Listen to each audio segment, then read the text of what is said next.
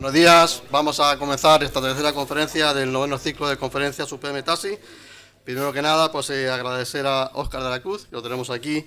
El comandante de la Cruz pues acaba de llegar de Barcelona, es decir, viene prácticamente, no volando, pero sí en el AVI hace un momentito, con lo cual le agradecemos pues eso que haya estado aquí. Y voy a dar un pequeño resumen de su currículum vitae, que de Óscar de la Cruz va a presentar la conferencia Ciberdelincuencia. Breve currículum, es comandante de la Guardia Civil, destinado del año 2001 en la Unidad Central Operativa, es responsable del Grupo de Delitos Telemáticos, donde se investiga operativamente la delincuencia telemática a nivel central, en concreto, aquellas que por su complejidad técnica y modus operandi social así lo requiere. Ya lo comentará en su momento pues, Óscar. Dichas investigaciones se centran en la lucha de la pornografía infantil, fraudes en la red, hacking y todos aquellos delitos cometidos a través del uso de las nuevas tecnologías. Participa en varios grupos de trabajo sobre la materia, básicamente en Europol e Interpol. Ha impartido charlas y formación sobre ciberdelincuencia en las academias de la Guardia Civil, Cuerpo Nacional de Policía, Escuela Judicial, Consejo General de la Abogacía y varias universidades. Cuando quieras, Óscar, muchas gracias. Vale. Muchas gracias a Jorge por la invitación y poder estar aquí hoy por la mañana con todos vosotros, y gracias lógicamente a vosotros también, porque ya he visto que el aforo es completo y pues hombre, da gusto que tenga así buena acogida una charla de este tipo. Yo lo que os voy a intentar explicar hoy por la mañana, no hay mucho tiempo porque esto vais a ver que es amplio, demasiado amplio diría yo, entonces voy a dar unas pinceladas sobre un poco la tipología delictiva que estamos viendo hoy en día, sobre hacia dónde va esto, y ver un poco sobre todo los últimos modus operandi y demás, que casi seguro que será lo que más os puede interesar. Como os he dicho, pues bueno, una breve introducción, primero para presentarme y decir quiénes somos y qué hacemos, ¿no? en el grupo, luego ver un poco de toda la problemática a la que nos enfrentamos en la investigación de este tipo de delincuencia, que hay gente que todavía llama nueva delincuencia, pero vamos, yo creo que ya está bastante asentada. Ver esa tipología, ver cómo está estructurada la investigación y luego, ya os digo, al final ver un poco la evolución y los nuevos modus operandi. Bueno, un inciso, si en algún momento, aunque al final vamos a dejar tiempo, o voy a intentar dejar tiempo para preguntas, si en cualquier momento queréis interrumpirme para preguntar algo o tenéis alguna duda, pues ser libres de levantar la mano y sin problemas, si lo hacemos un poco más dinámico. En la Guardia Civil, ¿cómo estamos estructurados? ¿Cómo nos organizamos para la investigación de delincuencia tecnológica? Pues bueno, en la parte de investigación de delitos hay una jefatura que se encarga de ello, que es la jefatura de Policía Judicial. Se llama así porque al final es un auxilio a los jueces, que en España son los que dirigen e impulsan las investigaciones en el marco de procesos penales, ¿no? Tenemos una estructura periférica, que como veis ahí son unidades territoriales en cada provincia. La Guardia Civil tiene una unidad que se llama comandancia, y dentro de esa comandancia pues hay un equipo pequeño de investigación que se dedica un poco en su ámbito territorial, investigar todo tipo de delincuencia. ¿Qué pasa o qué pasó hace unos años? Pues bueno, que ya la delincuencia obviamente no se circunscribe a un determinado entorno, sino que es transnacional, que se mueve, que no tiene fronteras, y para ello se crearon las unidades centrales, como es el caso de la unidad a la que pertenezco, la UCO. Es una unidad que tiene la sede en Madrid, pero tenemos demarcación nacional, o sea, podemos trabajar en cualquier lugar, en cualquier provincia. Como esta delincuencia es ya bastante especializada, pues en su día se crearon distintos grupos, cada uno de ellos encargado de investigar una tipología delictiva concreta. Como veis ahí, pues bueno, hay un grupo para investigar narcotráfico, otro para investigar delincuencia económica, otro para blanqueo de capitales, y así seguiríamos hasta el grupo de delitos telemáticos, que es el que represento yo, y nos dedicamos a investigar toda la delincuencia tecnológica y telemática. Como apoyo a esto, a nivel central tenemos una unidad técnica que se encarga de, con toda esa información que se obtiene de la explotación de operaciones y todo tipo de informes y demás, ellos se encargan de generar inteligencia, es decir, ver qué tendencias nuevas hay en todo este tipo de delincuencia, y también se encargan de coordinar la actuación de todos esos equipos territoriales que os he dicho antes, de los EDITES. Luego, para la parte forense, dentro de la especialidad que llamamos nosotros criminalística, que otros cuerpos policiales o sonoramas que llaman policía científica, pues bueno, hay un departamento de electrónica e informática y ellos se encargan de hacer los análisis forenses de los equipos que nosotros incautamos en las operaciones. Véase discos duros, pendrive, cualquier tipo de dispositivo de almacenamiento. ¿Por qué lo hacen ellos? Porque aunque nosotros tenemos capacidad y conocimientos para hacerlo, nosotros, como parte de la investigación, se nos puede presuponer que no seríamos imparciales u objetivos en hacer este tipo de pericias. Entonces, por ello, la gente de este departamento de criminalística tiene esa calificación como peritos, y los informes que hacen ellos, esos informes forenses, sí que son aceptados por la autoridad judicial, ya os digo, como informes periciales. Luego ya, aparte de todo esto, dentro de lo que llamamos nosotros la jefatura del servicio de información, que son los encargados de investigar todas las formas de terrorismo, tanto a nivel nacional como internacional, pues hay un grupo especializado de ciberterrorismo, y ellos son los que dan apoyo a estas unidades de información en sus investigaciones, pues de todo tipo de apoyos en investigación de foros, de webs de apoyo al terrorismo islámico sobre todo y demás, ¿vale? Hasta aquí, ¿vamos bien? Vale. Las misiones del grupo, pues bueno, ya un poco podéis imaginar, investigación de todo lo que os voy a contar a partir de ahora a nivel central. Cuando estos equipos que están en la periferia les llega una investigación que ellos por requisitos tanto de recursos humanos como materiales, pues a lo mejor no son capaces de proseguir con la misma, nos hacemos nosotros cargo de ella, o bueno, también nosotros abrimos operaciones de oficio, ¿no? También apoyamos en la formación de este personal, en la parte de conocimientos técnicos, y luego, como dijo Jorge al principio, pues somos un poco el punto de contacto a nivel internacional, estamos en los grupos de Europol, de Interpol, organizamos también el FIE, que es un foro aquí en España que invitamos a los representantes de las unidades de ciberdelincuencia de los países de Latinoamérica, y bueno, en todo este tema, como podéis comprender, la colaboración y cooperación a nivel internacional es fundamental, ¿no? O sea, la ciberdelincuencia no tiene fronteras y es necesario que estos canales sean muy ágiles. En cuanto a la tipología delictiva, es decir, ¿qué investigamos? ¿Qué tipo de delitos son los que perseguimos? Pues bueno, por organizar y estructurar un poco nuestro trabajo, tomamos como referencia el convenio sobre ciberdelincuencia que se firmó en Budapest ya por el 2001, y en el cual categorizamos todas las investigaciones prácticamente en 4 grandes cajones. El primero sería todo el relativo a persecución de pornografía infantil, abusos a menores, temas de grooming y demás. Todo esto luego lo voy a explicar un poquito más detalle, ¿vale? El segundo sería todo lo referente a fraudes y estafas, tanto en su vertiente de comercio electrónico como fraudes bancarios. Un tercer cajón, que es todo lo relacionado con hacking, que estos sí que serían los delitos informáticos más puros, por así decir, que es contra los sistemas informáticos o haciendo uso de ellos.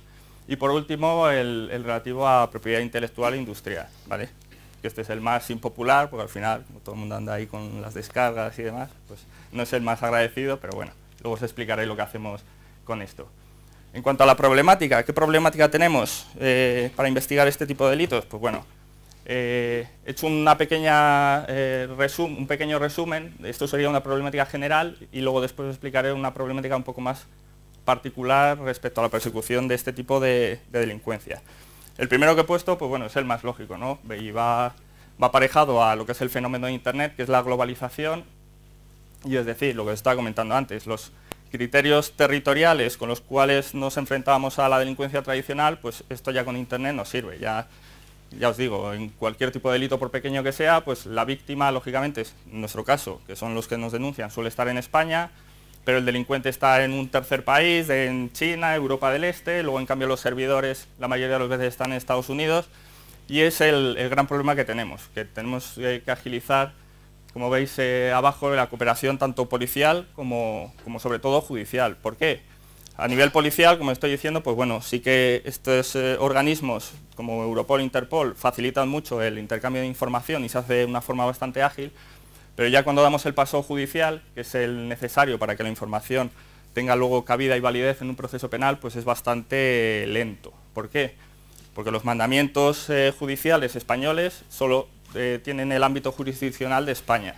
Un mandamiento judicial español no tiene validez directamente, por ejemplo, el caso que os ponía antes, en Estados Unidos. Entonces hay que recurrir a una forma legal cuando hay un acuerdo de colaboración, que es una comisión rogatoria, por la cual quiere decir que un juez español le pide auxilio al juez americano, el juez americano es el que obtiene la información, las pruebas o las evidencias que necesitemos, se lo remite de vuelta al juez español y entonces ya es cuando tiene aplicabilidad al proceso español. Pero esto es un proceso muy lento, esto no es ni días ni semanas, o sea, esto puede dilatarse en meses y como comprenderéis, pues bueno, esta investigación que tiene que ir aparejada a la rapidez de la red, que es todo a golpe de clic y muy rápido, pues estos retrasos de tiempo al final lo que hacen es que muchas de las causas se diluyan y al final no se consiga identificar al autor del delito.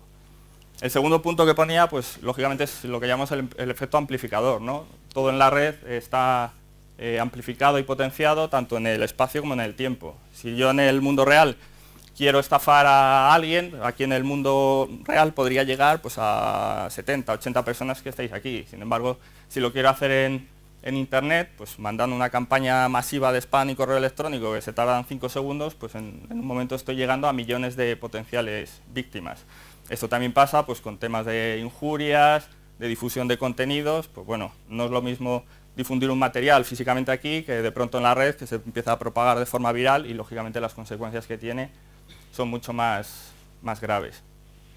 El tercer punto, pues bueno, armonización de legislación fundamental, es decir, es necesario y fundamental que todos los países persigamos el mismo tipo de conductas y que estén tipificadas de la misma forma, pues para que el mismo delito en España sea considerado delito también en Bélgica o en Nicaragua, porque si no, eso genera disfunciones que al final lo único que hace, pues a la hora de ese proceso judicial, que las evidencias que se puedan pedir a un tercer país, si en ese país no está considerado delito, pues no tiene sentido ninguno, ¿vale?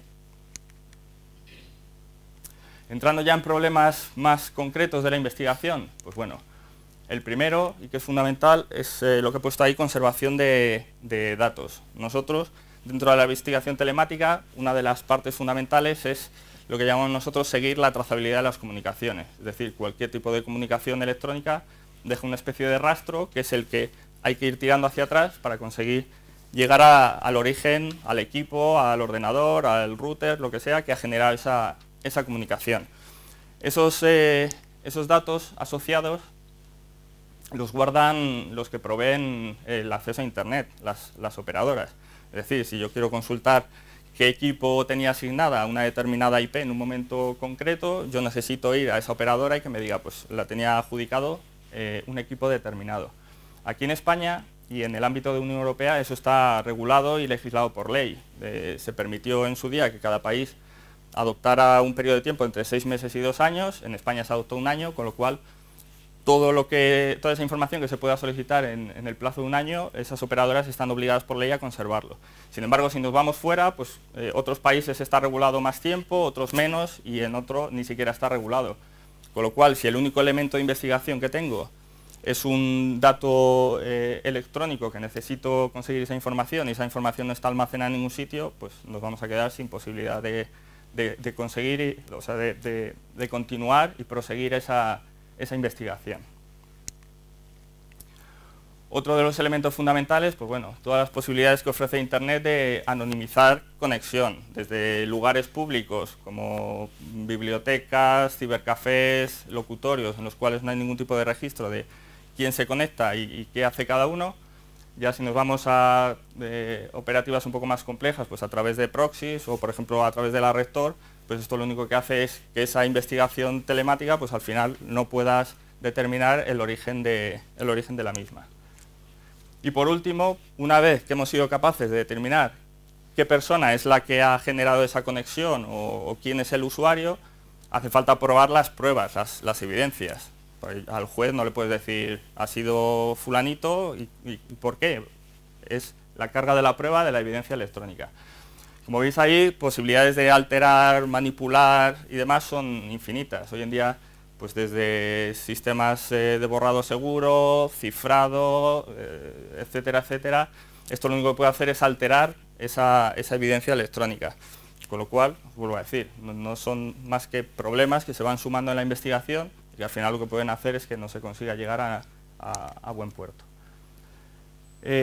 Todo esto que está generando, pues bueno, el resumen, no sé si se verá allí al fondo y demás, pues bueno, el atracador que va a atracar al banco le dice al hombre, pero bueno, ¿no sabe usted que esto es más fácil hacerlo online? Y es lo que está pasando, la delincuencia está migrando, sobre todo bandas organizadas, de una delincuencia tradicional a una delincuencia tecnológica, pues mucho más seguro, porque le reporta mucho más beneficios. Al final, la delincuencia organizada lo que les mueve es el ánimo de lucro, puro y duro, es decir, hacer dinero. Todo esto que parece tan negativo, pues bueno, luego en la realidad no lo es. ¿Por qué? Porque aunque sí que es cierto que en la mayoría de nuestras investigaciones la gran carga de trabajo es, como pongo ahí en la primera línea, esa línea de investigación tecnológica, es decir, de analizar conexiones, analizar logs, analizar esa parte tecnológica, no es la única vía de investigación.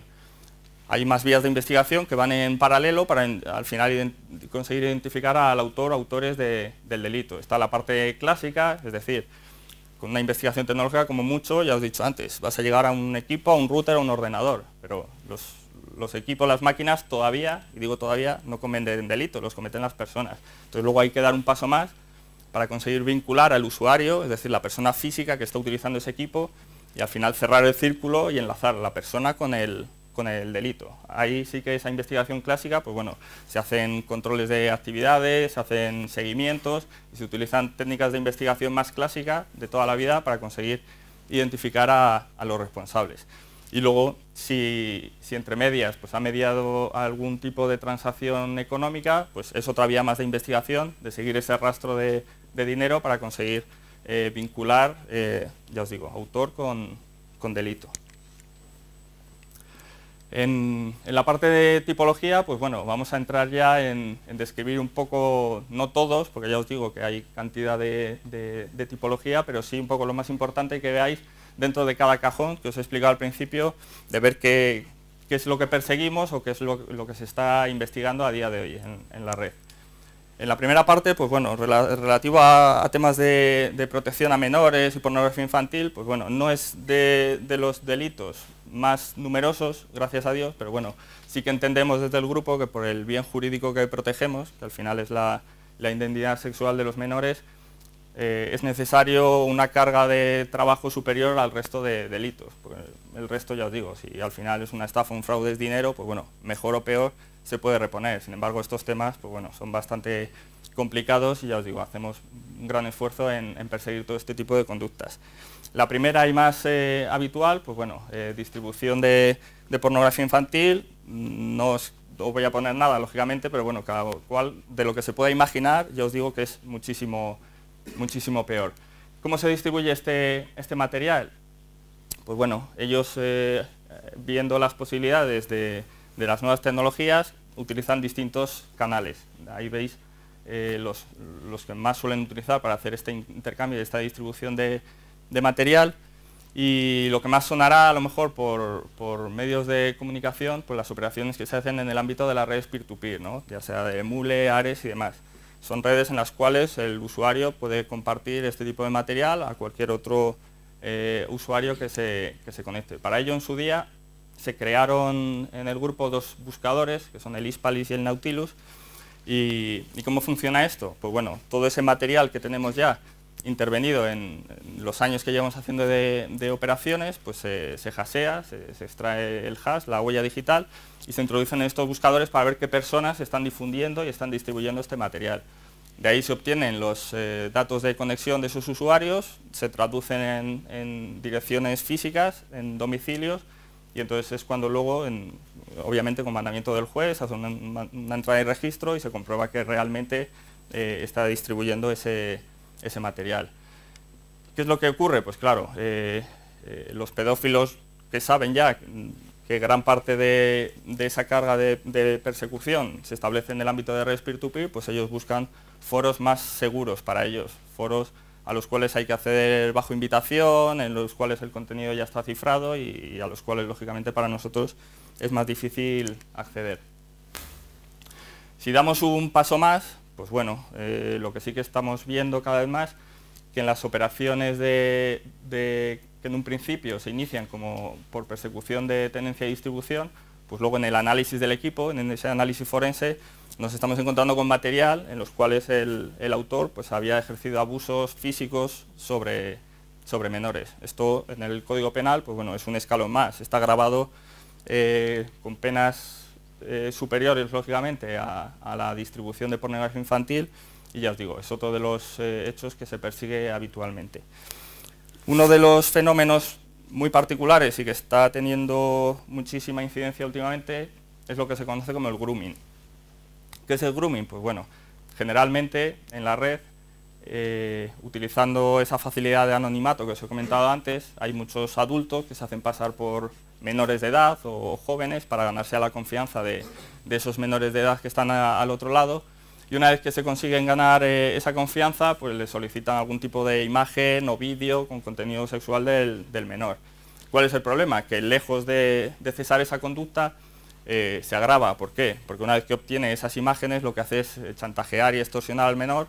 Si no le vuelve a mandar más material de este tipo, pues con distribuir estas imágenes pues a sus amigos, su familia y demás. Y luego, claro, el caso más grave todavía es que esta extorsión pues intente concertar algún tipo de encuentro físico ya con los menores.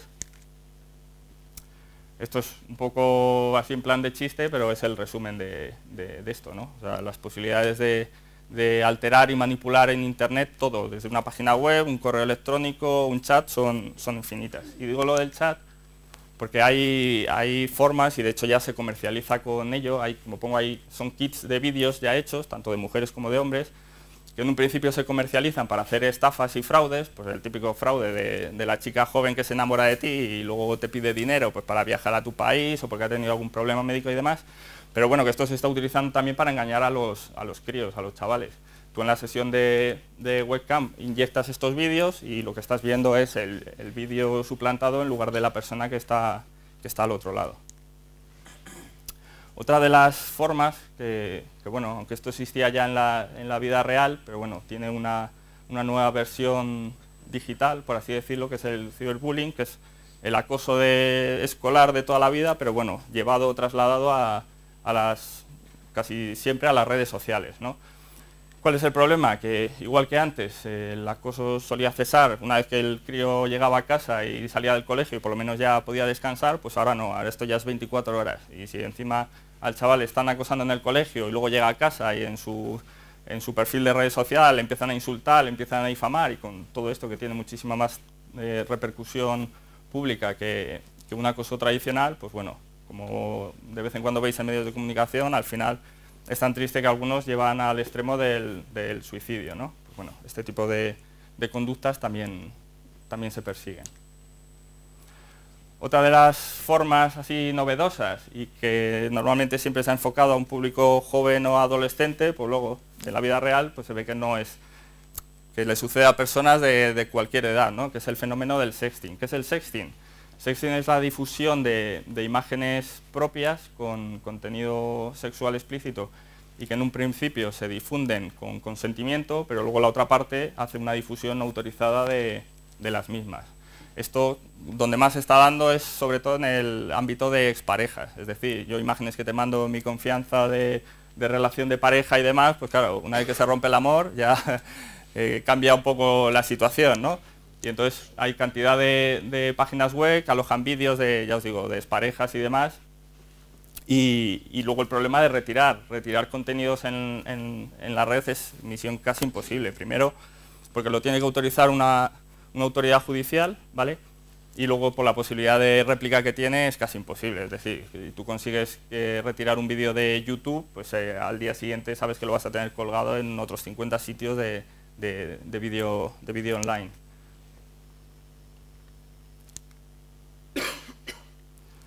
Esto enlaza un poco lo que os iba a poner aquí con la problemática en general de redes sociales, ¿no? A ver, hay dos aspectos fundamentales, uno que son las condiciones de uso y otro configuración de privacidad. En cuanto a las condiciones de uso, una vez que te das de alta en una red social, pues bueno, te aparece esto aquí, ¿no? Con las condiciones y demás, que todo el mundo acepta directamente. ¿O alguien se ha leído esto? ¿Alguien alguna vez ha leído esto de Facebook o de Twenty o de Twitter? Nadie, ¿no? Que levante la mano. Nada. Hoy en día lo queremos todo para allá y claro, yo me estoy gastando el dinero en una DSL de 100 megas, lo que no quiero es pagarme media hora leyendo esto. Pues bueno, por curiosidad, sobre todo el de Facebook, si alguno tenéis tiempo, leeros un poco a qué os comprometéis y a qué se comprometen ellos con todos esos contenidos que subís, tanto fotos, vídeos y demás, ¿vale? Y luego, fundamental también la configuración de de privacidad, es decir, de un perfil tuyo, qué parte es pública, qué parte es privada. Y aquí llama la atención que igual que redes extranjeras, como puede ser Facebook, la configuración inicial y por defecto es todo abierto y luego si yo quiero ya me tengo que meter y configurar e ir cerrando ese espacio personal, pues está el modelo de red social española, como puede ser Twenty, que es todo lo contrario, es una configuración inicial de todo privado y luego yo si quiero lo voy configurando para ir a abrirlo un poco al resto de usuarios. ¿Esto por qué es importante? Porque lo que hoy en día puede parecer que no tiene mucha trascendencia, pues no sé, que ponga ahí una foto con mis amigos borrachos, un vídeo y demás, pues luego en el futuro os puede traer consecuencias. La primera es, hoy en día sepáis que cualquier departamento de recursos humanos, igual que tú vas a hacer una entrevista personal y demás, pues hacen una búsqueda en internet sobre antecedentes. Y os digo, lo que en vuestra juventud os hace gracia, os parece simpático, pues luego en el futuro a lo mejor no se hace tanto. Y luego otro tipo de casos reales asociados a delincuencia organizada, de cómo ellos se nutren de información que publicamos en redes sociales. Esto es una chica australiana, pues bueno, que a su abuela le había tocado un premio a la lotería y no se le ocurrió otra cosa que hacerse una foto allí contando el dinero. Entonces a la media hora se presentó, la suerte que tuvo que se presentaban en su casa, no en la de su abuela. Pues se presentaban allí unos encapuchados diciendo que a ver dónde estaba el dinero. Por eso os digo que se hace, que la gente extrae información, nosotros para investigar, los delincuentes para robar, para estafar, para todo se consigue muchísima información de redes sociales, así que seáis cuidadosos con esa información que se publica y siempre pensar un puntito más de hasta dónde puede llegar. Si seguimos con el catálogo, perdón. En la parte de fraudes, pues bueno, aquí tampoco me voy a extender porque la tipología, solo la parte de fraudes y estafas, daría para otra conferencia aparte o para otras 10, ¿vale? Porque la tipología es muy extensa. Nosotros lo sabemos dividir un poco en la parte de comercio electrónico, que casi todo se da en páginas de compraventa, de segunda mano, tipo eBay y demás. No sé si alguno habéis intentado hace poco comprar o vender un coche. De 10 correos que te llegan, 9 son intentos de estafa. ¿Alguien tiene algún caso? ¿Le ha pasado hace poco? No. Sois muy tímidos. Y luego la parte de banca electrónica, que también da para hablar bastante. Y luego en otros, pues lo que se conoce como fraudes nigerianos, pues bueno, esos correos que te llegan cada 2 por 3, de premios que te han tocado sin haber jugado, loterías, herencias, el capitán de la OTAN de Estados Unidos que quiere sacar el dinero de Irak, etcétera, etcétera.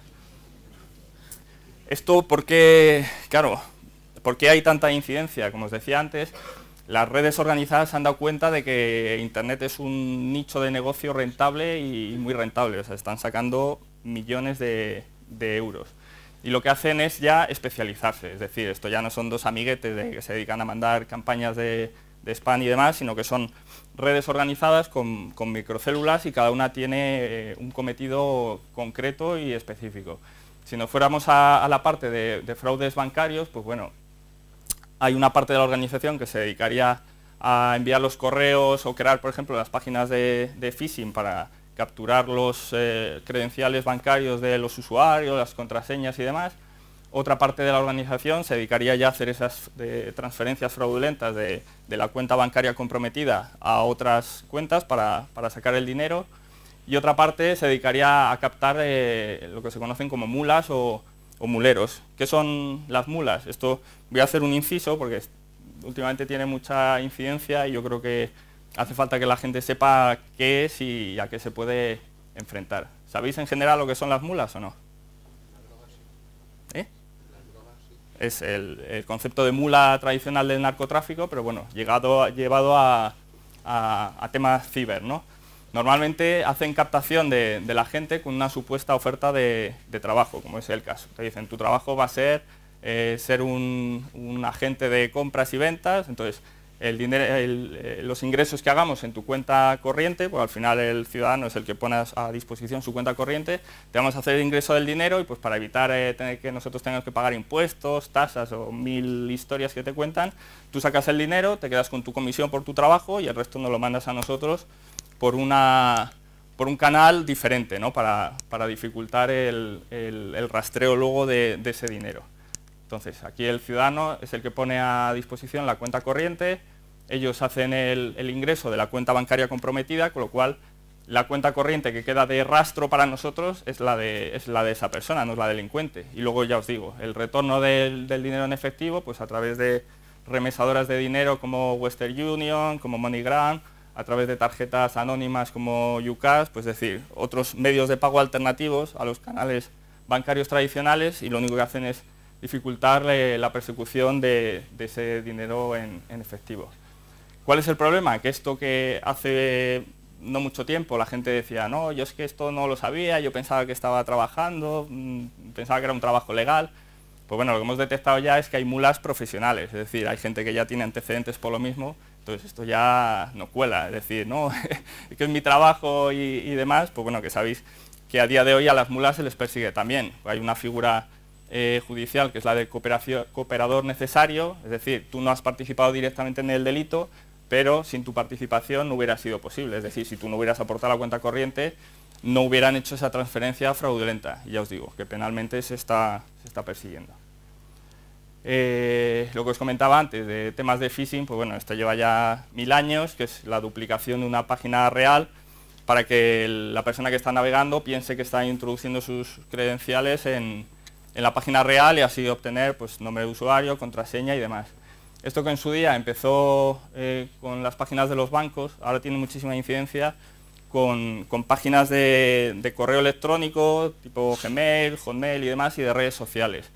Diréis, ¿qué interés tienen en sacar mis datos de cuenta? Pues muchísimo. Primero porque de ahí sacan datos personales, que luego se comercian con ellos, y luego que con las cuentas de correo comprometidas, pues lo utilizan para hacer distintas formas de estafa, de fraude, de envío de spam, etcétera, etcétera.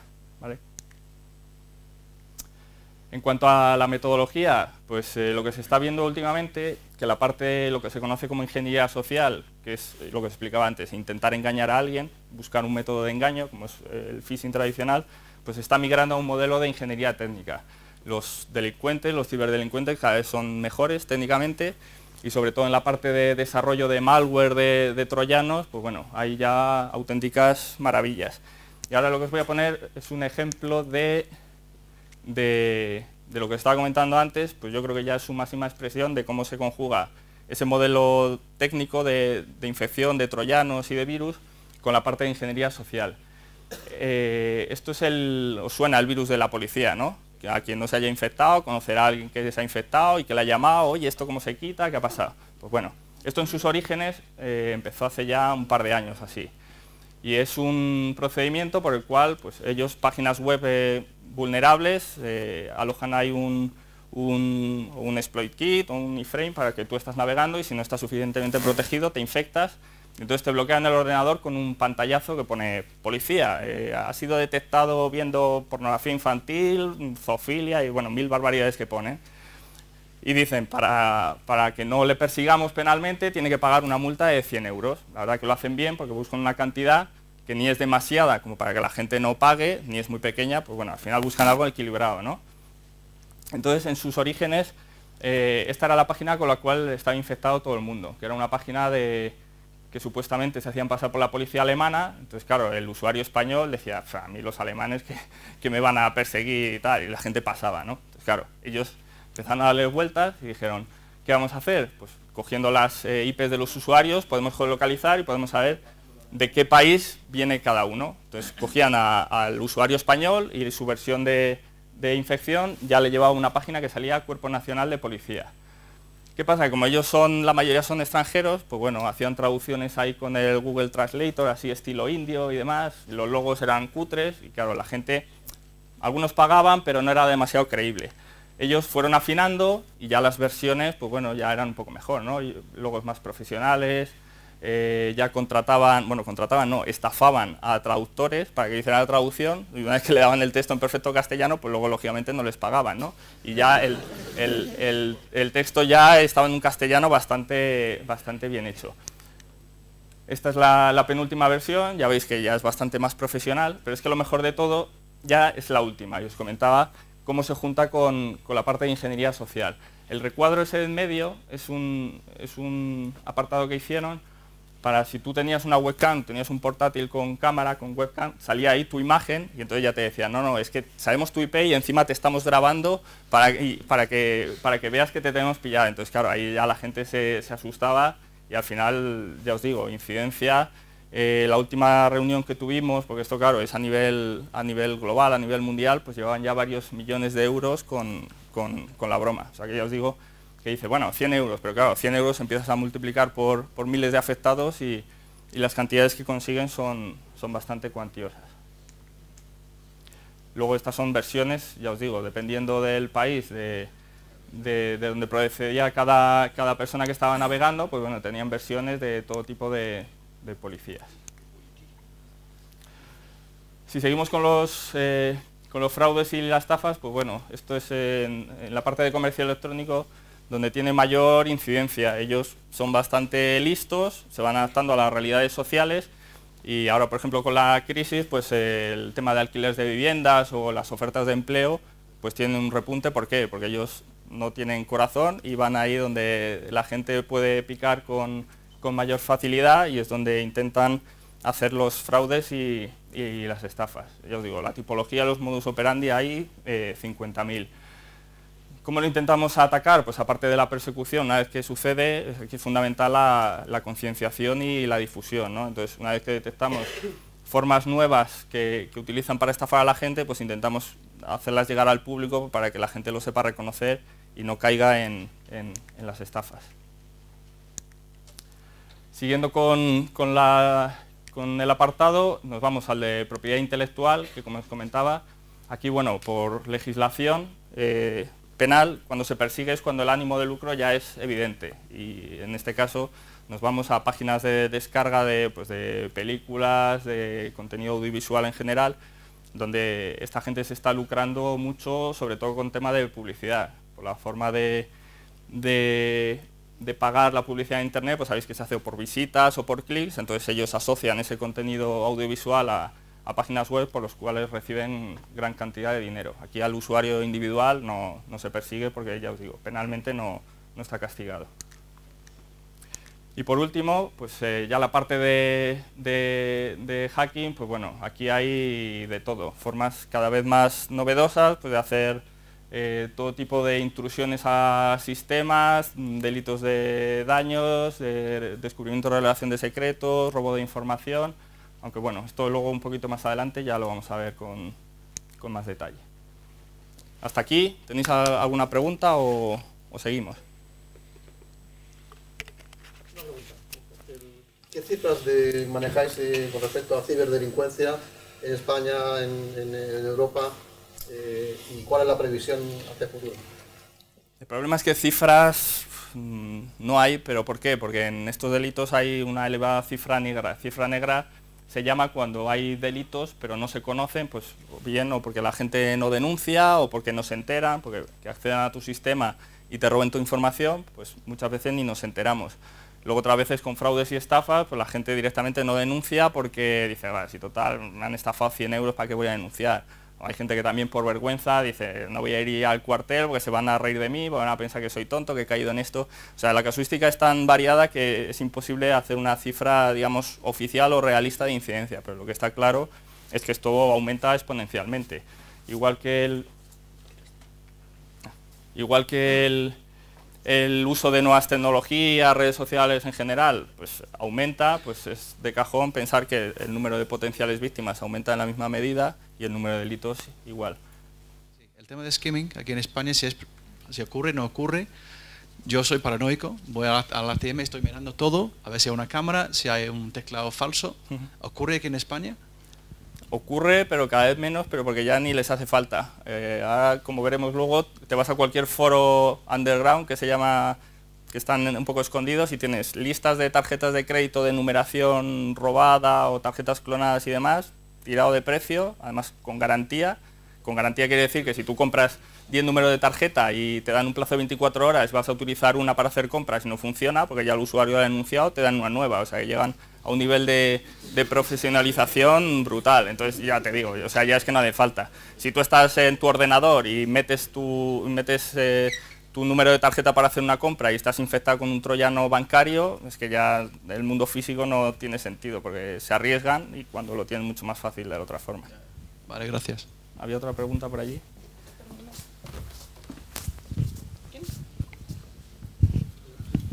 Sí, en principio todo lo que estás comentando está basado en Internet normal, ¿no? De delincuencia.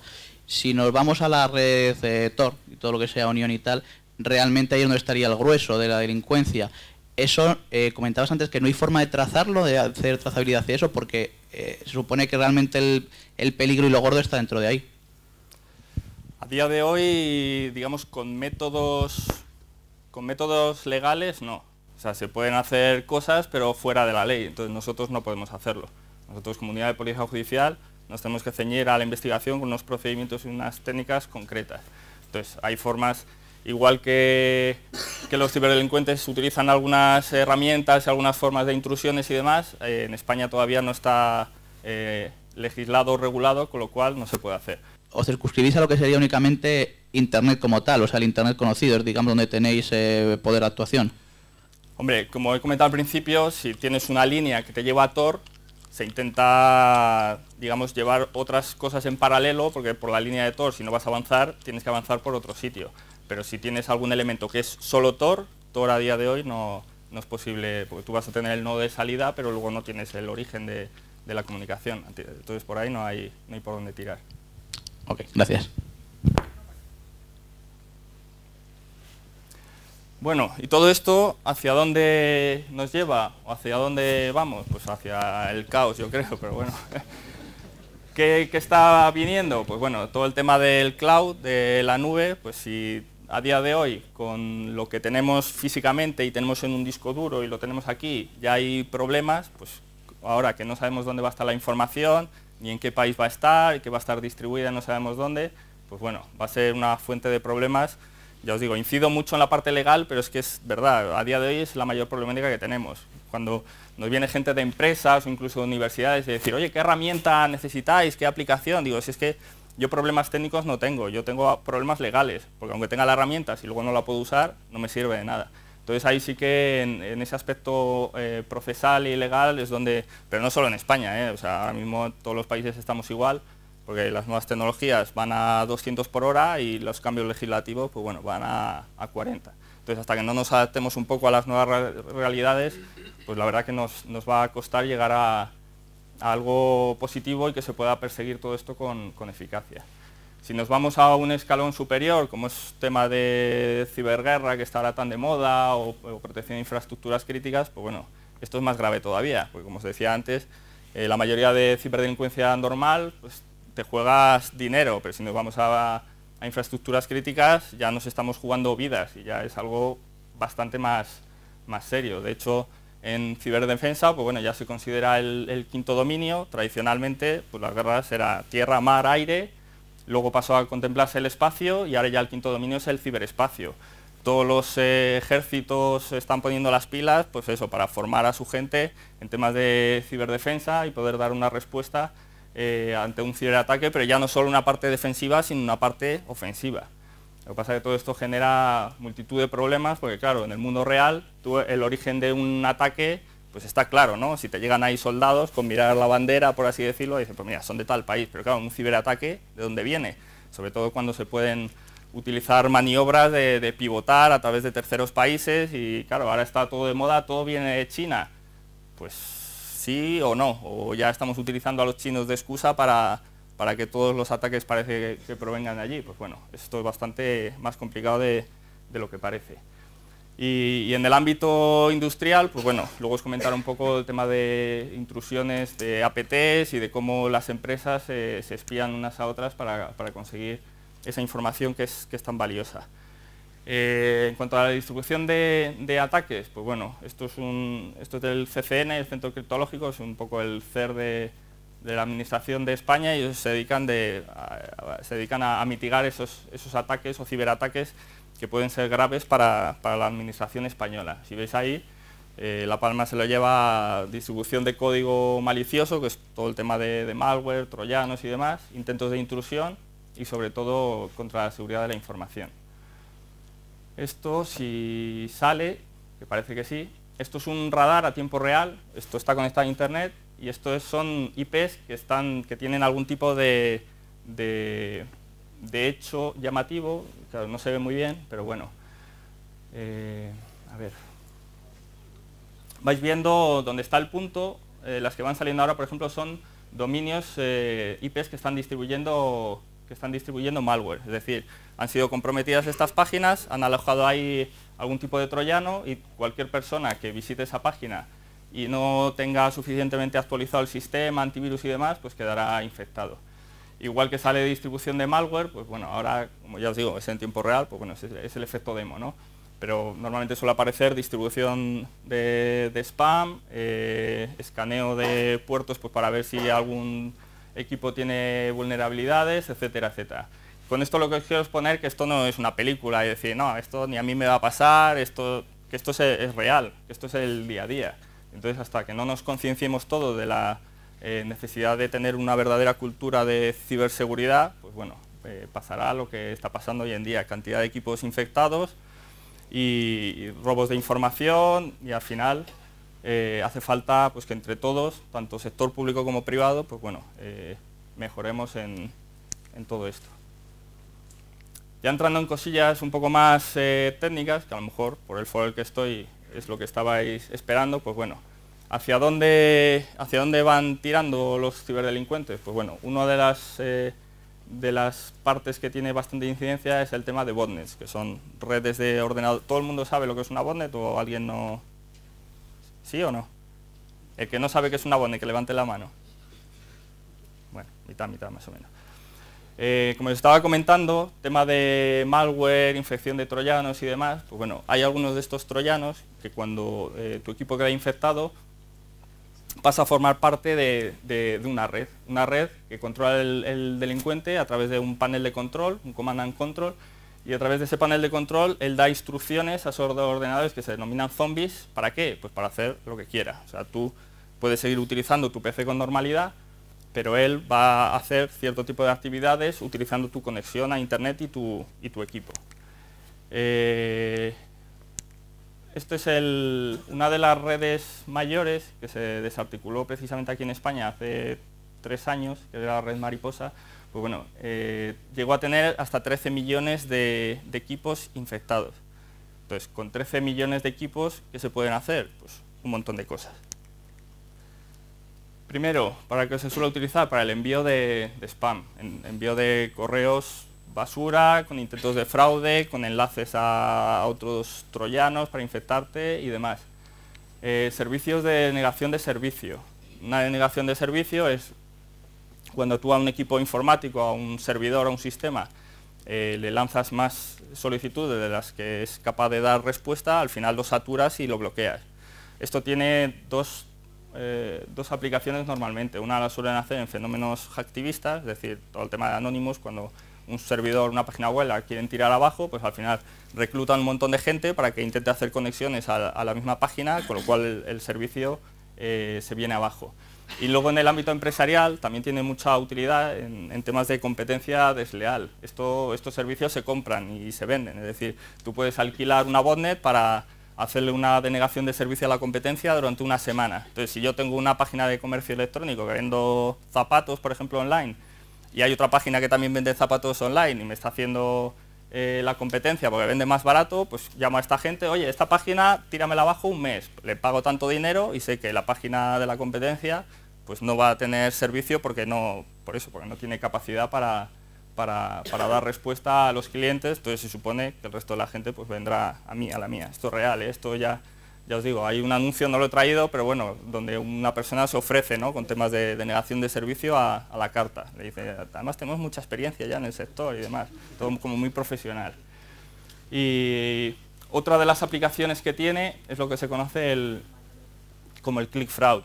Al principio os comenté el tema de la publicidad en internet, se paga por visitas o por clics. Entonces, si yo me creo una página propia en la cual alojo publicidad, esos beneficios me vienen a mí. Si yo cojo todos esos millones de ordenadores de esa botnet y los redirijo a esa página, pues eso me va generando beneficios que se van multiplicando por número de visitas y número de clics. Por eso se conoce como el click fraud. y luego el robo de datos. Ya, lógicamente, si un equipo lo tengo infectado con un troyano, pues toda esa información confidencial que pueda meter el usuario de contraseñas de cuentas de correo, de contraseñas de bancos y demás, pues lógicamente me lo voy a quedar también para luego poder comerciar con ello. APTs. ¿Qué son APTs? Pues bueno, son amenazas persistentes avanzadas. Esto a día de hoy se puede decir que es un poco lo más técnicamente avanzado en tema de intrusiones y se suelen hacer o bien a nivel de espionaje industrial, pero ya a nivel bastante elevado, bastante profesional, o en temas ya de espionaje gubernamental. Si todos habéis oído hablar del famoso Stuxnet, cuando hubo una intrusión en centrales nucleares iraníes, que se supone que está el gobierno de Estados Unidos e Israel detrás, pues bueno, este tipo de intrusiones ya bastante complejas es lo que se llaman APTs. Las APTs es cuando tú tienes un objetivo determinado y concreto y vas a hacer todo lo posible para entrar en ese sistema y robar la información que necesitas o que te han pedido. Esto ya os digo, también se hace a la carta a nivel empresarial. Son intrusiones que no tienen prisa ninguna, con lo cual son bastante silenciosas, generan poco ruido, son muy difíciles de detectar y al final el objetivo y la finalidad, ya os digo, es conseguir robar una información. Normalmente, como lo suelen hacer, pues bueno, siempre decimos que en la cadena de la seguridad el eslabón más débil es el usuario. Entonces lo que no van a hacer es atacar directamente el servidor de la empresa o la página de la empresa, sino que van a buscar a alguno de los empleados. Una de las fases de ese ciclo es buscar personas relacionadas con esa empresa a través de fuentes abiertas, es decir, ellos pues, se cogen el Google y empiezan a buscar, a ver, alguien que trabaje para esa empresa y van sacando información de ese usuario, pues bueno, el nombre, cargo, dirección de correo y sobre todo gustos y preferencias.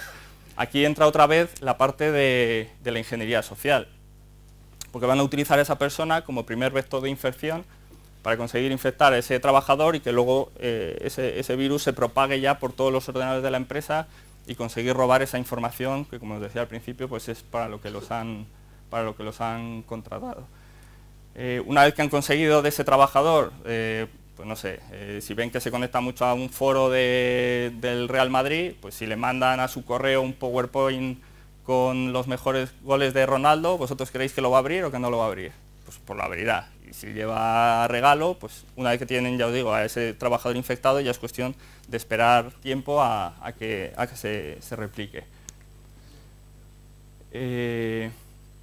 Enlazando también con el tema de las APTs, ya os digo que es la parte un poco más técnica, como también se supone que no tienen, o sea que tienen mucha capacidad económica detrás para conseguir hacer esa intrusión, utilizan exploits, que son vulnerabilidades de aplicaciones para conseguir infectar a la persona objetivo. ¿Qué son estas vulnerabilidades? Pues bueno, todos en vuestro ordenador, cuando os llegan actualizaciones de, pues eso, actualice el Java, actualice el Flash y demás, hay mucha gente que se piensa que es porque traen alguna mejora, alguna innovación y demás. No, es todo mentira. Al final, todo eso son parches para todos esos agujeros y vulnerabilidades que han sido detectadas, poder corregirlas. Cuando una vulnerabilidad de este tipo no se conoce todavía y no se le ha puesto este parche que os digo, es lo que se conoce como Zero Day. Estas vulnerabilidades se venden en el mercado negro. ¿Por qué? Es muy interesante por eso, porque sabes que al equipo que intentes infectar no va a estar parcheado porque esta vulnerabilidad no es conocida y vas a tener un gran porcentaje de éxito en conseguir esa infección. Esto en el mercado negro, pues dependiendo para qué tipo de aplicación o sistema operativo necesites esa vulnerabilidad, tiene un precio. ¿Esto por qué es? Pues porque bueno, hay una especie de estudio de mercado en la cual, dependiendo del número de usuarios o potenciales usuarios que utilicen un sistema operativo o una aplicación, pues se paga más o se paga menos. Según el tipo de sistema, pues ya veis, hay algunas que incluso se puede llegar a pagar hasta 1 millón de euros por esa vulnerabilidad o por conocerla. Siempre pongo el ejemplo de los Mac. Los Mac durante muchos años la gente decía, no, es que los Mac son muy seguros. ¿Pero por qué eran muy seguros? ¿Porque eran seguros de por sí? ¿O porque había tan pocos usuarios que a nadie le salía rentable desarrollar malware para este tipo de equipos? Pues obviamente lo segundo. Una vez que los Mac se han popularizado, pues ya hay virus para Mac, hay botnets diseñadas para sistemas Mac y de todo. Todo esto que os estoy comentando, tanto de productos como de servicios, pues ¿dónde se comercia con ello? Pues igual que ha comentado antes esta persona en tema de Tor, pues ahora hablaré un poquillo pues eso, de esa Deep Web o Internet profunda, de los foros underground y demás. El siguiente ejemplo que os iba a poner, a ver, de todos estos productos que se comercializa con ellos, hay distintos niveles o calidades, por así decirlo. Hay temas de fraudes y estafas que muchos dirían, esto es muy burdo, esto es muy tonto, pero luego en cambio hay otras cosas que tienen bastante nivel. Pasa como en la delincuencia real o tradicional. Está el delincuente que solo sabe robar un coche viejo con una varilla, pero luego hay redes organizadas que tienen equipos que te lo conectan al puerto de comunicación del coche y te roban lo que quieran. Pues con esto pasa 3/4 de lo mismo. Y lo ponía como ejemplo, pues bueno, hay cosas tan burdas como kits para montar páginas web de estafas y fraudes, que tú lo compras y se supone que la gente que pique pues va a intentar hacer una compra de un producto que luego no existe y tú ya te vas a quedar con la parte de la transacción económica. Entonces se supone que es un medicamento para bajar de peso y demás. Entonces hay un apartado arriba que pone tal, opinión médica. Entonces no sé si se ve bien, la opinión médica han colocado ahí al hombre este, al doctor Vilches, ¿no? Que bueno, es para distender un poco la charla, pero bueno, que hay cosas muy burdas, pero luego hay cosas que son bastante avanzadas. Esto es lo que os comentaba de lo que se conoce como Deep Web, ¿no? Hay mucha gente que piensa que Internet es Google, y lo que no aparece en Google no existe, y es todo lo contrario. La parte visible de Internet pues puede ser un 20, un 25% de lo que hay en la red como mucho. El resto que hay o dónde está, pues bueno, sitios que no están indexados por los buscadores o la parte de Tor. Entonces, ¿qué se supone que hay en la Deep Web, en esta parte oculta de Internet? Pues bueno, la gente dice que hay drogas, que se venden armas, que se venden órganos, sicarios y de todo. Entonces, aunque sí que es cierto que hay cosas que sí que existen y son reales, esta por ejemplo es una página bastante conocida de venta de drogas, sobre todo drogas sintéticas, y esto es real, pero bueno, el resto de las cosas, la mayoría suelen ser fraudes y estafas, ¿vale? ¿Por qué? Porque alguien que quiera contratar un sicario y no le haga el trabajo y le estafe el dinero, pues evidentemente luego no va a venir a denunciar a alguien, no, es que he ido a contratar a un sicario y me ha estafado. Entonces se aprovechan un poco de eso, ¿no? De intentar vender un servicio que de por sí es ilegal. Ya os digo, la mayoría, el 99% de estas situaciones suelen ser falsas y estafas. Esto es lo que os venía contando, o sea, aquí se comercia y se compra y se vende de todo. Esto es un foro real y bueno, podéis ver que desde listas de tarjetas de crédito clonadas y robadas, troyanos, keyloggers, criptes para hacerte tu propio malware, listas de correo electrónico, exploits, o sea, de todo. Y esta es la parte comercial de la ciberdelincuencia en Internet, que es hacia donde vamos. ¿Esto por qué lo he puesto? Pues bueno, mucha gente se piensa, no, pero esto de el malware, un troyano, esto debe ser complicado. La gente se imagina que, claro, si te compras un troyano, pues tienes ahí tu línea de código, que es complicado de configurar y demás. Pues bueno, esto es un panel de control del Black Hole, que es un exploit kit de los que os comentaba antes. Esto se aloja en un sitio y es esperar que la gente se vaya conectando y se vaya infectando. Y la vista que tiene es totalmente comercial, es decir, tú vas a ver ahí los equipos que se han ido infectando, sistema operativo que utilizan, nacionalidad, tipo de aplicaciones, y ya os digo que esto es todo muy comercial. Y bueno, medio minutillo de marketing. Como grupo de delitos telemáticos que somos, pues bueno, tenemos perfiles en redes sociales y aprovechamos ahí para lo que os decía al principio, ¿no? Todo esto que vamos viendo sobre todo fraudes y estafas, pues intentar alertar al ciudadano, que creemos que es parte fundamental en la lucha contra el delito, es decir, que la gente sepa reconocer los fraudes e intentar que el delito no suceda y se cometa. Y bueno, yo creo que me he ceñido al tiempo para que queden 20 minutillos para preguntas y a vuestra disposición estoy. Vale, muchas gracias. ¿Tiene el micro, por favor? Mientras pensáis en las preguntas, ¿hay una pregunta por aquí? Sí, aquí tienes uno delante.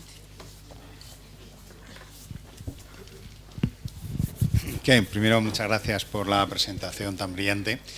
Tenía una duda cuando vi en la penúltima transparencia, en ese panel de control tan bonito, que había vulnerabilidades para vemos ahí que tenemos en la columna de la derecha Microsoft Explorer y el Firefox, que ambos dos parece que tienen vulnerabilidades. ¿Hay alguna diferencia apreciable entre el explotar vulnerabilidades día cero en software comercial en relación con software de código abierto?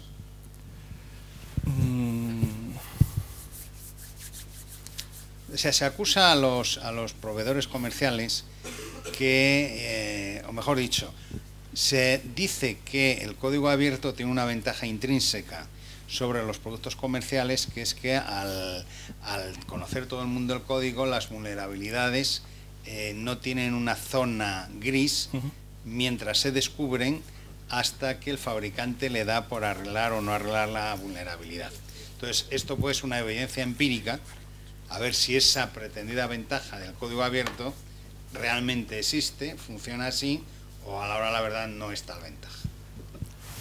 Hombre, puede ser ventaja, pero al final todo se resume en lo que comentaba antes, en el estudio que hacen de potenciales víctimas y aplicación que puedan sacarle más rendimiento, es aplicación que atacan. Pero vamos, últimamente Java, Flash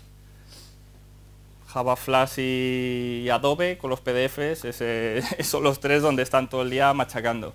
Y ya se dan situaciones, pues eso, que un zero day ya es público y conocido, y como hace poco pasó con Java y estuvo 3 o 4 días que no sacaban el parche, y entonces eso es como decir, tengo la puerta de mi casa abierta y no la puedo cerrar y estás expuesto a que hagan lo que quieran. Y luego una pregunta quizá, en la ciberdelincuencia física, pues las fuerzas de seguridad del Estado van a la guarida de los malos y van a por ellos. Sin embargo, yo aquí en la ciberdelincuencia veo que la guarida de los malos ni es evidente dónde es, claro, ni aun conociéndole es tan fácil ir, porque hay veces que parece que hay países que son como cuevas de ladrones. Eso es. La mayoría digamos, la delincuencia tecnológica más puntera no está en España. O sea, hay países que yo no sé si es porque en el colegio ya dan clases de estas cosas, pero bueno, se desmarcan un poco en estos temas. Entonces, claro, nosotros no podemos actuar allí de forma directa. Yo no me puedo presentar en Ucrania allí con mi tricornio a perseguir a un tío porque no se puede. Yo necesito la ayuda de las policías de ese país. Entonces, igual que en otros tipos de delincuencia, como es la delincuencia económica, se conocen los paraísos fiscales, pues ya hay países que se conocen como paraísos tecnológicos. Son países de los cuales, pues bueno, si alojan un contenido en un servidor, que se conoce como el bulletproof hosting, tú pagas más por ese servicio, pero sabes que pongas lo que pongas ahí, nadie te lo va a quitar ni nadie te lo va a tocar. Y luego, pues eso, países que a la hora de cooperar policialmente, pues bueno, no responden también como debieran. Entonces, esto es un problema, porque ellos al final, lógicamente, se buscan países de origen que son seguros para ellos, porque al final te da igual la ubicación física que tengas. Luego, para vincular al mundo virtual, no me gusta la palabra, al mundo digital, te da igual. O sea, tú donde estés haciendo las conexiones, en Internet ya tienes posibilidad de llegar a cualquier punto del mundo, pero sí que es un problema. Y esto, solución a medio o corto plazo, imposible, porque al final todos los países quieren mantener su cuota de autogobierno, por así decirlo, sobre todo en materia penal, entonces a la hora de intentar homogeneizar y demás, pues es imposible, porque todos los países ponen sus reservas, y yo siempre pongo el ejemplo, imaginaos un centro comercial, que hay varios vigilantes de varias empresas, y entre ellos se están peleando, ¿no? Oye, porque es mi turno, porque yo salgo a las 2, tú a las 3, y mientras los vigilantes están peleando, pues la gente está robando y sacando cosas sin que nadie se dé cuenta. Pues esto es algo parecido. Mientras los países nos estamos pegando, pues al final estas mafias se están haciendo de oro a nuestra costa. ¿Preguntas? Sí, por allí. Sí, a la izquierda.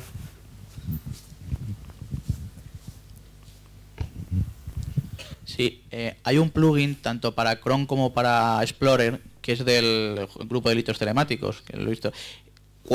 Cuando agregamos el explorador, ¿eso es lo que hace? ¿Notificaros alguna web que hayamos encontrado que sea de fraude? ¿Algún tipo de mail o cómo funciona exactamente? Esto no estaba preparado, ¿eh? Esto lo añadimos a la parte de marketing. A ver, desde hace tiempo sí que desarrollamos un plugin para exploradores, que sale un iconillo arriba, un botón. A ver, es muy sencillo, lo único que hace es la URL que uno está navegando, pulsa ese botón y nos la reporta directamente. Si alguien se hizo en su día, para que si alguien estaba navegando y veía algún contenido delictivo o reprobable, en lugar de tener que ir, copiar, ir a nuestro formulario, pegar y demás, pues bueno, que automáticamente al pulsar ese botón nos llegara lo único que nos llega es eso, la URL, y nosotros ya nos encargamos de mirar y ver qué es lo que tiene. ¿Os manda un mail, un formulario, un Twitter? Espera.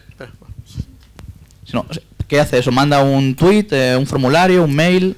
Nosotros en la página web nuestra tenemos un formulario, en la de guardiacivil.es tenemos un formulario de colaboración ciudadana, en la cual pues, la gente nos puede denunciar.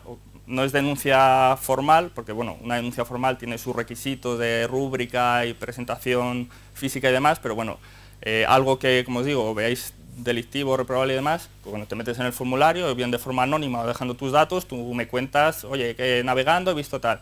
Entonces, con ese plugin, esa URL, tenemos un sistema que nos la inserta automáticamente en esos formularios, como si hubiera sido un formulario más, pero lógicamente de forma anónima.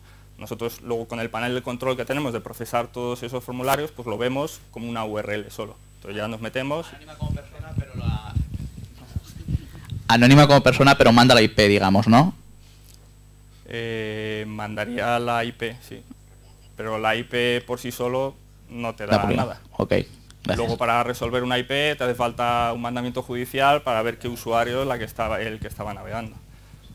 Aparte de esos plugins, también hicimos unas, ya sigo vendiendo, hicimos unas aplicaciones para smartphone, lo tenemos tanto para iPhone, Android y Windows Phone, que es una versión, digamos, reducida de la página web, donde tienes acceso a esas alertas tecnológicas que son las que también en los perfiles de redes sociales vamos publicando, puedes mandar también esas comunicaciones, tienes geolocalización de los cuarteles para cuando tengas que ir a denunciar, pues te dice cuál es el cuartel más cercano al que tienes que ir y no hacen nada raro. Pues hay mucha gente que dice, no, voy a instalarme yo una aplicación de la Guardia Civil para que me espiéis dónde estoy y lo que estoy viendo. No lleva nada raro, de verdad.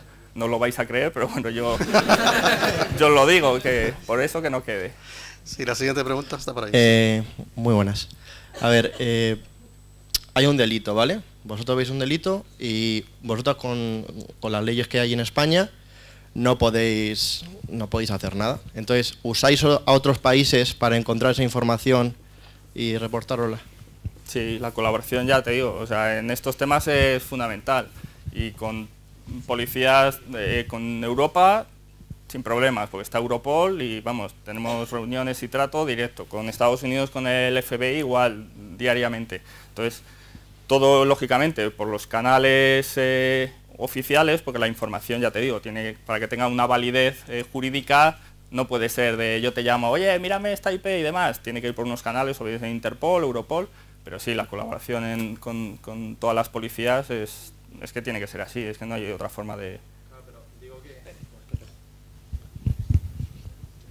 Digo que lo que es ilegal aquí en España es legal en Estados Unidos, por ejemplo. Entonces, por eso que os proveéis de información de Estados Unidos para que le pillen a él y... ¿Me entiende cómo no. le digo? Que... Claro, a ver... O sea, pero el hecho sí. que vamos a perseguir es delictivo en España. Sí, es delictivo en España, pero por la ley española no podéis hacerle nada. Entonces, como Estados Unidos tiene más abiertas las puertas en ese sentido...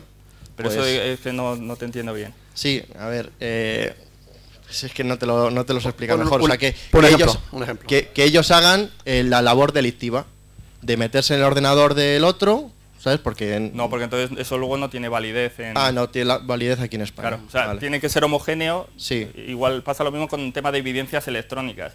Yo para incautar aquí un dispositivo y tal, tengo que seguir un procedimiento, un protocolo por el cual no se haya alterado esa evidencia, no se haya... Entonces, Vamos, si que yo se requiero- equiparan las leyes, Eso por es. así decir. Vale. Ahora Hay digamos, unos mínimos, que lo que yo no puedo hacer aquí, aunque en otro país se pueda hacer, Eso es. es que luego no tiene validez, porque si se ha obtenido de alguna forma que aquí en España no está reconocida, no Vale. serviría. Gracias. Sí, la próxima pregunta, por ahí en el pasillo. Emilia, por favor, gracias. Te vamos a acribillar a preguntas. ¿Eh? Te vamos a acribillar a Hombre, eso preguntas. está bien. Hola, buenos días. En relación con la última parte del marketing, digamos, de su unidad operativa, en un futuro, ¿cómo podríamos llegar a formar parte de su unidad? Y en cualquier caso, ¿cuál es el perfil adecuado? A ver, requisito primero es ser guardia civil. Porque hay mucha gente que dice, no, yo es que solo quiero estar en el grupo de delitos telemáticos porque yo soy un friki total y lo único que quiero es investigar esto. Yo eso no te lo puedo, lo hablamos justo antes de entrar, no se lo puedo garantizar a nadie. Porque, primero, ya os digo, hay que ser guardia civil de base, porque nosotros somos guardias civiles haciendo de informáticos a veces, no informáticos haciendo de guardias civiles, porque esto no se circunscribe todo a estar todo el día, ya os digo, detrás de un ordenador.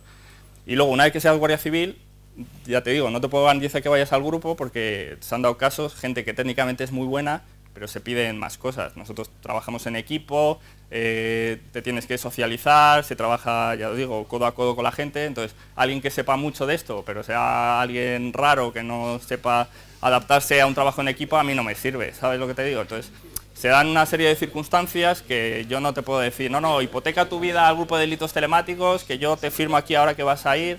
No puede ser eso. Entonces, procedimiento, primero ser guardia civil, y luego después ya sí que hay un proceso de selección para la gente que quiere venir al grupo, pues bueno, se miran conocimientos, se mira perfil, se hace entrevista personal, hay un periodo de prueba que se llama una comisión de servicio por el cual no estás destinado todavía, aunque estás trabajando ya en el grupo, y si finalmente, pues bueno, se ve que cumples con el perfil y las expectativas, ya es cuando pasas destinado y pasas a formar parte del grupo. Pero a día de hoy, ya te digo, primer requisito, ser guardia civil. ¿Otra pregunta por allí? Sí, mientras llena el micrófono. Es decir que... Pero allí, al fondo. Y luego otra parte que también muchas veces nos dicen en cuanto a gente externa, a ver, apoyos de fuera de la Guardia Civil que utilizamos son apoyos, por así decirlo, técnicos. Es decir, cuando tenemos una necesidad técnica que nosotros no somos capaces de satisfacer, nosotros preguntamos fuera el cómo, pero nosotros no pasamos trabajo a empresas o a particulares, es decir, datos confidenciales relativos a una investigación, una operación, jamás salen del grupo. Entonces, si yo tengo que hacer algo con un dispositivo que es nuevo y no sé cómo funciona, pues yo voy a ir a alguien, una empresa, y voy a decir, oye, dame un curso de cómo sacar información de este dispositivo, pero jamás le voy a dar el dispositivo y le voy a decir, toma, sácamelo, ¿vale? Porque por motivos de confidencialidad, lógicamente, de las investigaciones, eso no se puede hacer. Sí. La próxima pregunta. Bueno, en el fondo hay que ser friki, pero no tanto, ¿no? Más o menos. Hay que ser friki, pero no tanto. Sí. La próxima pregunta. Yo estoy aquí. Mi pregunta es, hace poco leí que un tío se llamaba, creo que Eric Durán o algo así, había estafado dinero de bancos, no sé si físicamente, también de una manera virtual. Mi pregunta es que si ese robo de dinero no tiene ánimo de lucro, ¿qué consecuencias tendría? O sea, ¿se le podría a lo mejor de alguna manera hacer algo, hacer nada? Si robas dinero, o sea, mayor ánimo de lucro que eso yo no veo, ¿eh? No, pero me refiero que robas ese dinero y se demuestra que ese dinero lo da, por ejemplo, a ONGs. No, o sea, pero es un robo. Es o sea, luego el robo da igual, ¿no? O sea, el robar el dinero, robar el dinero. Aunque luego coja los billetes y les prenda fuego, da igual, pero el delito ya está cometido. Vale. Esa es mi pregunta. Próxima pregunta, por allí a la izquierda. Sí, de aquí y luego a la izquierda, sí. Es una pregunta comercial más bien. Como guardia civil que ha pasado muchas horas con cibercrimen y tal, ¿hay algunos antivirus que recomiende o que hayan dado buenos resultados o algo de eso? Yo ahí no puedo, pero te voy a decir que tanto antivirus comerciales como algunos gratuitos, el caso es tener algo, o sea, porque no sé si tener, digamos, algún sistema, o sea, 100% jamás vas a encontrar un antivirus que te detecte todo, porque los antivirus, como sabéis, trabajan en base a firmas, entonces todo esto que sale nuevo, un 0-day, pues obviamente ningún antivirus te lo va a detectar, pero entre no tener nada y tener un antivirus, pues bueno, lógicamente es mejor. Vuelvo otra vez al tema de los coches. Si tú tienes un coche y le pones un antirrobo y le pones una alarma y tal, pues va a llegar el delincuente y entre el que no tiene nada y el tuyo, pues probablemente se lleve el que no tiene nada. Pero como alguien se obceque y se quiere llevar tu coche, vamos, se lo va a llevar seguro. Pues con esto pasa lo mismo. Tener actualizado el sistema operativo y un buen antivirus, pues te garantiza que, por ejemplo, que navegues en una página web y no te infectes con el virus de la policía. Ese tipo de cosas. Cuanto más subas la seguridad, mejor. La próxima pregunta ahí a la izquierda. Sí, la última que hago ya. La línea de investigación en todo el tema de cibercrimen, ¿hacéis temas conjuntos con la BIT o son totalmente independientes?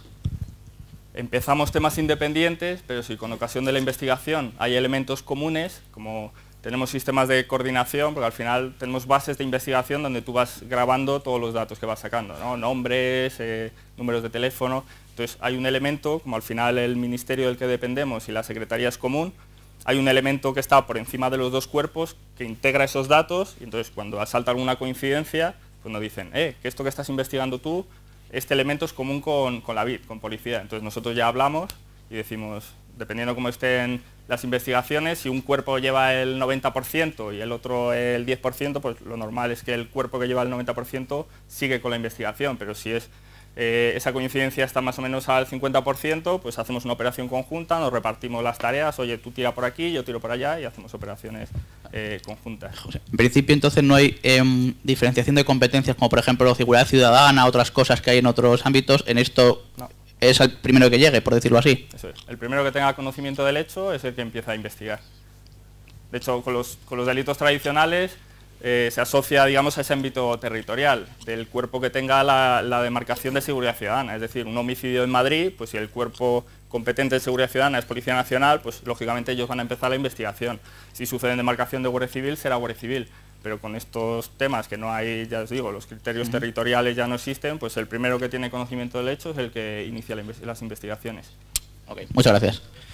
Y mientras viene el micrófono por aquí, me imagino que todos os habéis dado cuenta que la BIT es la Brigada de Investigación Tecnológica, que es el cuerpo de la Policía Nacional, pues lo mismo que el cuerpo, en este caso, de la Guardia Civil. Eso es. Y Mossos de Escuadra y Ertzaintza también tienen sus unidades especializadas en investigación de estos delitos. Entonces, ¿este cuerpo tiene algo que ver con el CNI, por ejemplo? ¿Nosotros? Sí. No. El CNI es el Centro Nacional de Inteligencia, que es el órgano de la administración, pues eso, como órgano de inteligencia. De ellos lo que tienen es el Centro Criptológico Nacional, que depende del CNI, y es como el CER. ¿Sabéis qué es un CER? Un CER es el Centro de Emergencia y Respuestas Tecnológicas. Entonces ellos son los que se encargan de detectar ese tipo de incidentes, ellos son un poco los bomberos, ¿no? Cuando hay una incidencia de estas, son los que llegan primero y los que apagan el fuego. Luego ya, si hay una investigación asociada a ese incidente, pues ya son los cuerpos policiales los que investigan. Pero vamos, relación de trabajo, pero no dependencia de ningún tipo. Tenemos tiempo para un par de preguntas más, sí. Una, dos, sí. Hola, quería saber en cuanto al tema de ciberguerra, si España está en parte algo preparada, o porque, por ejemplo, Estados Unidos, China, Israel, hay más o menos conocimientos de que está algo preparada, pero España, y algún país de la Unión Europea que más o menos esté concienciado de ello. Hombre, preparado al 100% jamás vamos a estar, de hecho ni Estados Unidos, pues ya te digo, la seguridad al 100% es imposible. Pero bueno, en España somos conscientes ya del problema que hay. Hace 2 o 3 semanas se ha creado un mando de ciberdefensa único para que integre a todos los ejércitos en temas de ciberdefensa, y nosotros, Guardia Civil, como militares que somos también, y de hecho en otro tipo de misiones hacemos funciones de policía militar, pues bueno, con defensa tenemos mucha relación, hemos participado ya en ciberejercicios que se hacen y que estamos en ello. Por eso te digo, se está formando a la gente en estas materias, y la preocupación, y ya el gobierno es consciente de que esto es una amenaza real y es un problema. Entonces, pues bueno, se van dando pasos, y yo creo que ahora mismo en España estamos bien. En el ámbito también de infraestructuras críticas hay un centro nacional que es el CNPIC, que es el Centro Nacional de Protección de Infraestructuras Críticas, y que se encarga de velar por la seguridad de todas estas infraestructuras, tanto la parte física, que es lo que se venía haciendo desde hace muchos años, es decir, que no haya intrusiones físicas, pues eso, a esas centrales nucleares, a medios de transporte, a eléctricas y demás, y desde hace unos años pues creó una parte lógica, que es lógico también que se cree, que es de esa seguridad de la información, que no haya este tipo de intrusiones. Entonces, pues bueno, yo creo que podéis estar tranquilos que se están haciendo cosas por la seguridad de todos. La próxima, creo que tú lo has pedido, sí, aquí. Mencionaste antes el tema de los temas que hemos visto con Java recientemente, que ha sido como un porrón. ¿Y hasta qué punto Oracle es responsable, o puede, desde la ley, visto responsable de esos problemas? Pues ninguna. Porque al final el usuario es el que voluntariamente se instala la aplicación. Si tú no quieres tener un agujero de Java, no te instalen una aplicación de Java. Sí. Entonces, pero si quiero usar mi DNI electrónico, no tengo otra opción que usar Java. Entonces ahí estoy un poco de decir, ¿qué hago entonces? Es problema de, a ver, a no ser que se detectara alguna vulnerabilidad en la cual ha habido una negligencia grave, una intencionalidad en dejar tal, pero eso es muy complicado de mostrar. Es que había una conferencia donde se mostraba unos 50 problemas en Java mostrados a Oracle. Oracle no hizo nada, simplemente pasaba. Entonces, hasta ahí ya dices, mira, aquí hay responsabilidad, digo yo. Sí, pero luego, digamos, eso llevarlo luego a un proceso es muy complicado. Incluso pasa también con productos más hardware, por así decirlo, importados de otros países como China, que tienen agujeros de seguridad, y entonces ya te queda la duda. Dices, claro, esos agujeros eran voluntarios, no eran voluntarios, pero claro, poder demostrar esa malintencionalidad de esos agujeros de seguridad es casi imposible. Sí, hay una última palabra pedida.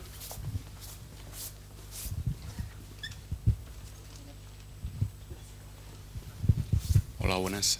Yo quería hacerle una pregunta en relación a lo de las mulas, a la cooperación, etcétera. Si un usuario con un equipo infectado participa, aunque él no lo sepa, en un, digamos, como mula, en un proceso delictivo, ¿hasta qué punto podría haberse involucrado judicialmente? Sí. Claro, aparte en las investigaciones nuestras, aparte de esas conexiones, hay más cosas. Es decir, si nos llevamos a un ejemplo real, tema de distribución de pornografía infantil, alguien puede decir, no, yo es que no sabía que estaba compartiendo, no sabía que tenía esos archivos. Es decir, en un proceso judicial, las garantías procesales que hay no son solo de ver que ha habido esa conexión, hay más cosas. Entonces, para eso, esa conexión te sirve como indicio para pedirle a un juez un mandamiento, normalmente de entrada y registro, porque al final el ordenador lo sueles tener en casa, y poder analizar ese equipo. Luego, una vez que haces ese análisis forense de ese ordenador, obtienes más indicios para ver si realmente ese usuario era consciente de esa actividad y había dolo en su conducta. En el caso que pones tú, si cogemos ese ordenador, hacemos el análisis forense y vemos que de verdad tiene un troyano y que forma parte de una botnet, evidentemente ese usuario no tiene responsabilidad penal sobre el hecho, ¿vale? Lo mismo que digo de temas de pornografía infantil. Existen descargas accidentales. Tú puedes estar navegando, un archivo de pornografía infantil, te lo han cambiado de nombre, te han puesto que es una película normal y tú te lo descargas. Entonces puedes decir, ¿y por eso me pueden detener? Pues evidentemente si miras el ordenador y solo tiene ese archivo, tiene dos, evidentemente no hay, lo más probable es que no haya dolo en su conducta, pero claro, si empiezas a mirar y tiene 20.000, pues ya son demasiadas descargas accidentales, ¿no? Entonces por eso te digo que una cosa es esas conexiones que te sirven como indicio para proseguir en la investigación y conseguir que un juez autorice un registro de ese equipo informático, pero luego hay más indicios que son con todos vas construyendo esa prueba incriminatoria, ¿vale? Bien, no tenemos tiempo para más. Quiero agradecer a Óscar el que haya venido. Siempre que hemos llamado a la Guardia Civil aquí a la escuela, pues ha venido y ha dado unas conferencias magistrales. Le podríamos seguir bombardeando de preguntas en el mejor sentido de la palabra, pero yo creo que ya es suficiente, con lo cual pues le agradecemos su presencia. Muchas gracias.